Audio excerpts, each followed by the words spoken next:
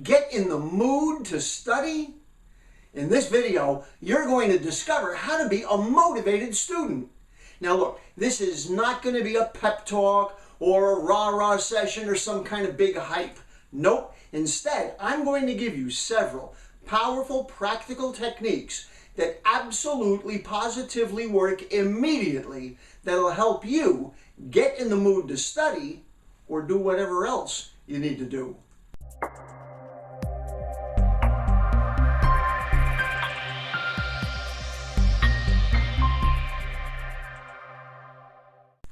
Hi, I'm Matt DeMeo, and welcome to my channel, Be Smarter, Faster. If you haven't subscribed yet, please do so now, and be sure to hit that little bell icon to be notified every time I release a new video. Thanks in advance. Look, I'm not going to be one of those people who pretends that I've always got it all together. I sometimes have problems with being in the mood to do my work. And I figure if I've got those problems, maybe you do too. I get it. Sometimes you just don't feel like doing your schoolwork or practicing your instrument or going to work out or whatever it is that needs doing. So how do you get in the mood? How do you get motivated to do what you know you're supposed to be doing?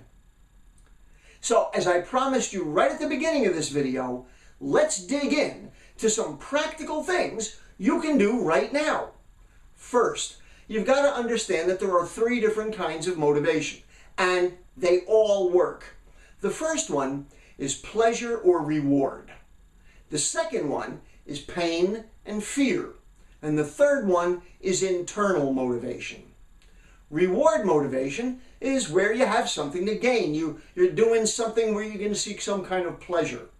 However, it's been shown that this is probably the weakest of the three.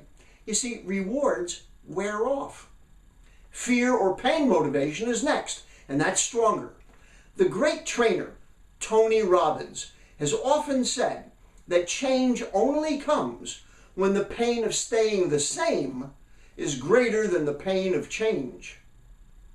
Ultimately, it comes down to the fact that people are motivated to either seek pleasure or to avoid pain. Think about it. Do you have a job? If you do, is the reason that you go to work so you can make a lot of money to buy nice things? Or is your first thought when it's time to get up in the morning that if you don't go to work, you're going to get fired or go broke? With the first two, pleasure and pain, or reward and penalty, well, what gets you into action, those things, come from outside of yourself. The only type of motivation that has been really shown to last is internal motivation, the third one. And that is almost always the function of having clear, specific, written goals. And we'll get into goals in another video. The one big point I want you to get out of this video is that you are in control. And I know that sometimes you think that that's not true, but it is. Sometimes you just choose not to be in control. Okay, so right now, I want to give you something that you can do while you're watching this video to change your attitude, to change your mood. You've probably heard of the word psychosomatic, where your thoughts can make you sick or make you well. Some people say mind over matter, but did you know that the opposite is also true? There's a word for it, somatopsychic. Somatopsychic is the exact opposite of psychosomatic. It's the body-mind relationship where the condition of the body affects you physically. You can immediately change your mood by changing your posture. If you've watched some of my other videos, you'll know that I often like to illustrate my points by doing a quick demonstration. So let's do one. And the best way to get this point is to play along with me at home. So stand up and kind of do this with me. All right, so here's what I want you to do. All right, so first, I want you to slouch over and in your best Eeyore voice, you know Eeyore from the Winnie the Pooh series, I want you to do this. I want you to say, oh, I'm in a great mood. I'm so happy. Feels ridiculous, doesn't it? I know I look a little ridiculous doing it, but if you do it, you'll realize that it feels stupid. It's the exact opposite. You're slouched over going, oh, I feel happy. No, you don't. Not when you're in that posture. All right, now I want you to do the exact opposite. You may remember the old movie Rocky, where he runs up the steps of the art museum in Philadelphia and he's jumping around. So I want you to stand there and jump around. Now, if you're in public, you may not want to do this, but at home, jump around and go, I'm depressed, I'm sad, I'm unhappy. It's stupid, because this is not the posture of being depressed. And when you do it, when you change your posture, you can change your attitude. Let me ask, have you ever had a parent or a teacher say, sit up straight? Now you know why. Your posture can and does have a strong effect on your attitude, on your mood. Understand that you are in control. The question is whether or not you're going to take control. Here's the next tip. Take baby steps and get started. Let me ask you, have you ever felt like not exercising and you did it anyway, and then a few minutes into your routine, your body is now warmed up and all of a sudden you're kind of in the mood to do it and you get excited? Sure, happens all the time. As a musician, I don't always like to practice, but I know that if I force myself to go over to my keyboards and begin to play, that within a few minutes, not only is my mood changing, but sometimes I get so into it that I'm kind of lost in the feeling of it. Anybody can start by doing a little bit. There's an old expression, by the yard it is hard, by the inch it's a cinch. Okay, next tip, do something physical. Clear the cobwebs. Go take a walk. Take a shower. Get some exercise. It will flush the negativity. Exercise is powerful. It's been proven to help you improve your cognitive abilities. As a matter of fact, it's been shown to also ward off Alzheimer's and other degenerative brain illnesses. Okay, now here's a different one. I want you to give yourself a good talking to. We all talk to ourselves. It depends on what you're going to say. So when you talk to yourself, have it be positive self-talk. Now you know that the eyes are the windows to the soul. So I'm going to teach you something called the mirror technique. It's exactly what it sounds like. You know that your mind is a powerful computer. But a computer is only as good as the programs that it's running. So if the mental program that you're running is, I don't feel like studying, I'm not a good student, I never do well, well, don't be surprised if those are the results that you get. You live up to those expectations. Can you see how programming like that would cause you to be unmotivated or in a bad mood? Sure. So now let's get into the exact technique that you can use to be able to reprogram your subconscious. Now again, it's called the mirror technique, and you can use any mirror. You can stare into the bathroom mirror, you can use a makeup mirror, you can use the rear view mirror in your car. I happen to carry a mirror with me. And so what I want you to do is to write out a few positive statements and talk to yourself. Now you want to phrase these statements in the present. Not, I am going to be, but I am. Not, I'm going to be a great student. No, you say, I am a great student. I am motivated to study. I do get great grades. So you want to phrase everything in the present tense and stare yourself in the eye. Remember, the eyes are the windows to the soul. Stare yourself in the eye as you talk to yourself, and it'll literally help you reprogram your subconscious. Now, I realize that this exercise may seem a little odd, or maybe more than a little odd, but I want you to promise yourself that you're going to practice it for at least 2 or 3 days, and then make up your mind as to whether it's working for you. Will you do that? Remember, I said, take control. Okay, here's one more tip, and that is to be accountable. Do you have a job? Do you always feel like going to it? No. So what makes you go? Fear of getting fired? No, having no money? What is it? The same thing with school. What is it that gets you to attend the classes even when you don't feel like it? Social pressure, the fact that you're paying all that money in tuition, there's something that's making you go. But I want you to imagine this. The head person at work or school says, okay, big announcement. Everybody, only show up when you feel like it. What?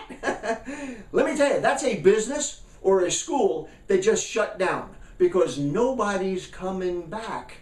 You can't just show up when you feel like it. You got to show up even when you don't feel like it. You see, when there's a level of accountability, you show up.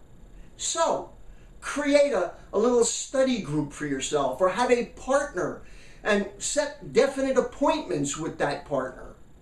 Woody Allen once said, 90% of success is just showing up. Once you're there, you've given positive things a chance to begin happening.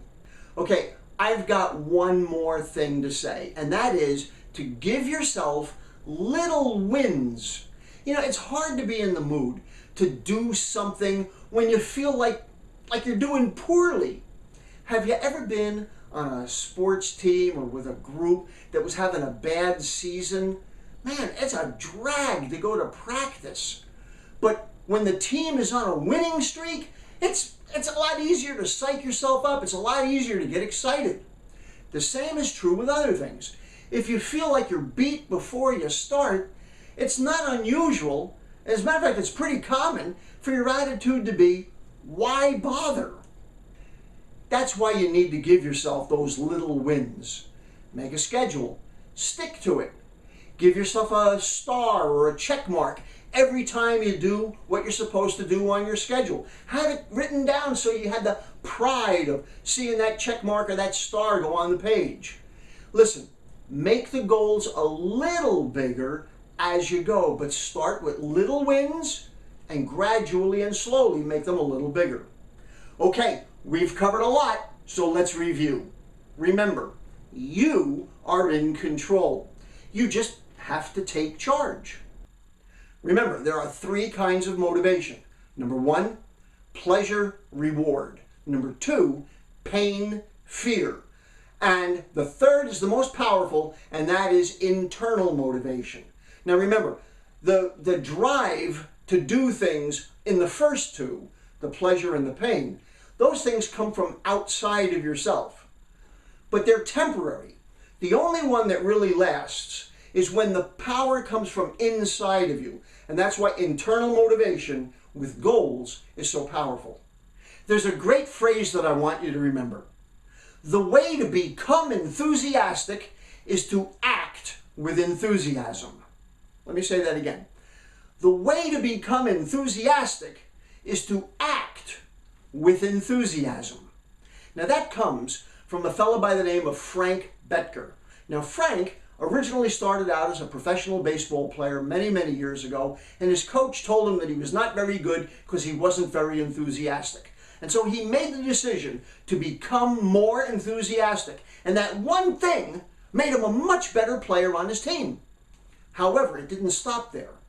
He got into sales, and he applied the same idea of doing everything with great enthusiasm. And Frank Bettger became the greatest salesman of his generation. In fact, he wrote a great book on it, How I Raised Myself from Failure to Success. So I want you to check out Frank Bettger, and the way to become enthusiastic is to act with enthusiasm. And the same goes for getting in the mood to study. Get enthusiastic about it, even if it's an act. All right, next, take baby steps. Just get started. The great Chinese philosopher Lao Tzu is famous for having said, a journey of 1,000 miles begins with but a single step. Just Get started. Take baby steps. Next, get physical. Take a walk. Take a shower. Get some exercise. Move your body. It changes your mood. It elevates your body. It elevates your attitude. It elevates your mood. Just do it. That might make a good slogan for some company. Use the mirror technique. Give yourself a good talking to while you're looking in your own eyes. Remember, your eyes are the windows to the soul. Tell yourself who you are, not who you're going to be. Be accountable. Commit to studying with a partner or a small group. Remember, 90% of success is just showing up. And lastly, give yourself small wins. Make easy to reach goals and then achieve them. And then gradually increase the goals a little bit. But give yourself those small wins. Well, if you found this video to be helpful, be sure to give it a like and please share it with other people you feel that this might help. Also, if you'd like to see 2 of the books that I've written, or if you want to get my free report about how to triple your memory power without association, mnemonics, or other memory tricks, click the link in the description below this video for my special free report. As always, this is Matt DeMeo, reminding you that everything I teach does take a little bit of work and effort, but it is absolutely worth it. Always remember that the fastest way to get to the top is to get off your bottom. Thanks for joining me. I'll look forward to seeing you on my next video.